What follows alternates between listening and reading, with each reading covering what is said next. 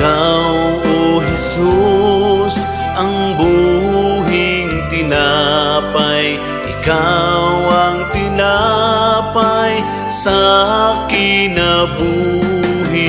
Ikaw ang kalinaw o paglaom o kalanon nga langit nun. Itudlo ka namo ang kahimpitan sa among paghalad sa kinabuhi.